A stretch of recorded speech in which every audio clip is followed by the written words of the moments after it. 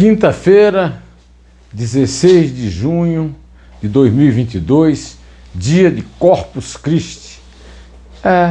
E o Bolsonaro aproveitou a data sagrada para dizer que se houvesse pistola no tempo de Jesus, ele a teria usado.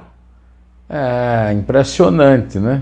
Pois bem, vou abrir meu vídeo de hoje com essa blasfêmia e com um pedido de desculpas pelas dificuldades que nós estamos tendo aqui com a mobilização em torno aqui desse vídeo, mas estamos aí firmes dia a dia, né? Eu estou agradecendo a sua presença, os seus comentários, os seus joinha, com muito prazer e muita alegria, né? Além desse assunto, nós temos a briga do delegado da Polícia Federal, Alexandre Padilha, afastado lá da Amazônia, com os políticos que, segundo ele, formam a bancada do crime no Congresso Nacional. Temos também a discussão da juíza da 2ª Vara Criminal do Rio com os delegados, com os advogados de Jairo, Dr. Jairo, assassino de Henri Borel. Bom, mas vamos voltar ao começo de nossa conversa, né? O Bolsonaro usou uma frase bíblica, você vendo a sua capa e compra a sua espada, como uma definição do cristianismo. O cristianismo, energúmeno, é a religião do amor, tal como a concebeu o apóstolo Saulo de Tarso. São Paulo, viu? Para você que é um ignorante, que não deve saber, amai-vos uns aos outros e ao próximo como a ti mesmo. Esse é que é o lema, não é venda a capa e compra uma espada, não. Bom, mas as frases do Bolsonaro estão fazendo história. Hoje, Bolsonaro percorre o mundo com a revelação do assassinato do jornalista do jornal britânico The Guardian e do sertanista Bruno Pereira.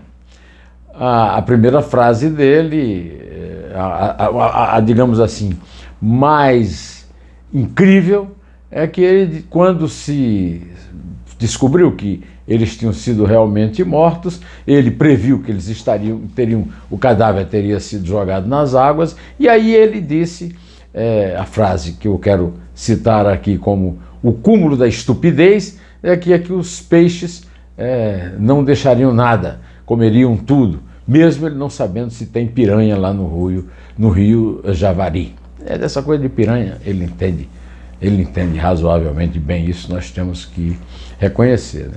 Mas a verdade é que o mundo está estupefato com a falta de controle absoluta do Estado brasileiro na Amazônia.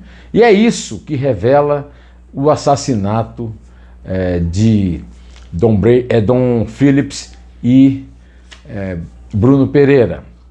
Afinal de contas, eles foram assassinados por um pescador. Agora a Polícia Federal descobriu, Amarildo de Oliveira, conhecido como Pelado, e possivelmente em companhia do seu irmão Ozenei de Oliveira, conhecido como Dois Santos. O Pelado levou a Polícia Federal até os despojos, revelando-se assim, graças às investigações, o fato terrível de que as vítimas foram esquartejadas e queimadas e incineradas, né? O que é uma coisa dolorosa a mais para as famílias, tanto aqui no Brasil como no Reino Unido, lamentarem essa morte.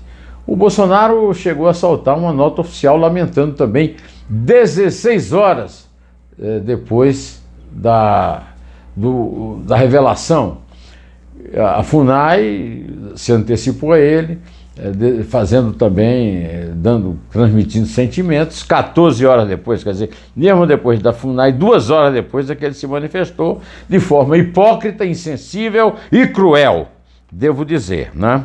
Pois bem, meus amigos, eu queria, aproveitando esse fato terrível, né, lá da Amazônia e a descoberta do mundo dessa obviedade de que o Estado brasileiro não protege a Amazônia, para contar que em 88, na cobertura da Constituinte, eu era editor de política do Estadão e passei a maior parte do tempo em Brasília, e lá denunciei o domínio por políticos do Norte associados com madeireiros marginais, bandidos de quadrilhas internacionais, que não conseguiam desmatar florestas de porte no mundo, e então foram para a Amazônia e lá se instalaram, associando-se com políticos poderosos do Brasil. Esses políticos mandaram na confecção da Constituição, que é essa porcaria que todos conhecem, mas felizmente ela ainda existe, porque pelo menos impede a ditadura que o Bolsonaro gostaria de implantar aqui.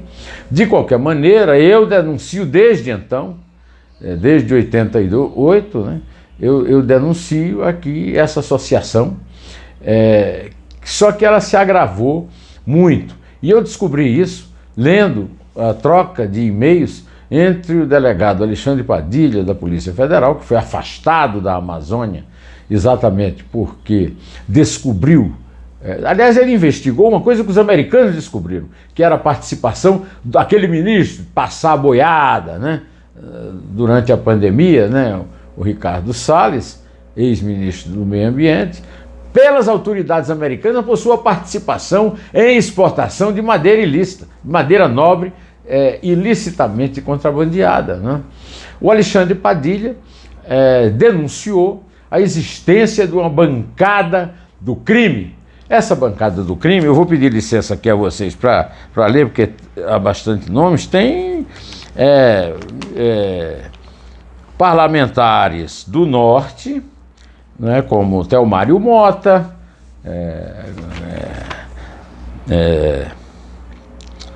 quem mais? Marinho, né?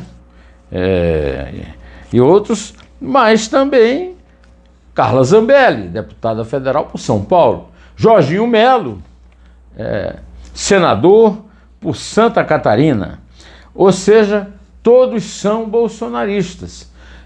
Isso não é uma coincidência. Todos estão anunciando que vão processar o Alexandre Padilha. É bom observar que essa história de vão processar que contam com a lerdeza da justiça e sabem que esses casos se perderão no esquecimento e no silêncio. Mas eu quero só lembrar que agora não é mais apenas, já é uma coisa grave, o contrabando de madeira nobre. Agora nós temos a inclusão de pescadores e caçadores ilícitos em território indígena, de contrabandistas de ouro, de traficantes de drogas, os cartéis de Medellín e de Miami, mandando lá no território. Tem o grande contrabandista lá e lavador de dinheiro com pesca,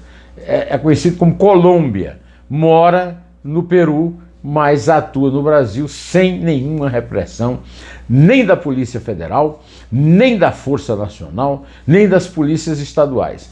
Ou seja, a descoberta dos assassinos é uma descoberta que não terá efeito nenhum sobre a tomada de poder que deveria ter acontecido para evitar esses assassinos pelo Estado brasileiro, que tem a obrigação de proteger a Amazônia, em vez de ficar reclamando e dizendo que a Amazônia é alvo da cobiça internacional, porque, na verdade, não é um crime como antes, não tem gente que pagou para ver esse crime. Isso faz parte do esquema da falta de lei lá, porque a pesca ilícita e a caça ilícita são instrumentos de lavagem de dinheiro lá. Isso conta com cumplicidade no Supremo Tribunal Federal e até na cúpula do governo. Por exemplo, o Bruno Pereira foi exonerado da FUNAI no governo Jair Bolsonaro. Quem era o ministro da Justiça? O ilibadíssimo doutor Sérgio Moro. Olha que coisa. O Sérgio Moro não sabia, quem demitiu foi não sei quem e tal, mas era uma pessoa de confiança dele que demitiu. Agora essa pessoa tem que ser chamada para explicar por que é que demitiu o Bruno Pereira, que foi morto exatamente porque era eficiente, né?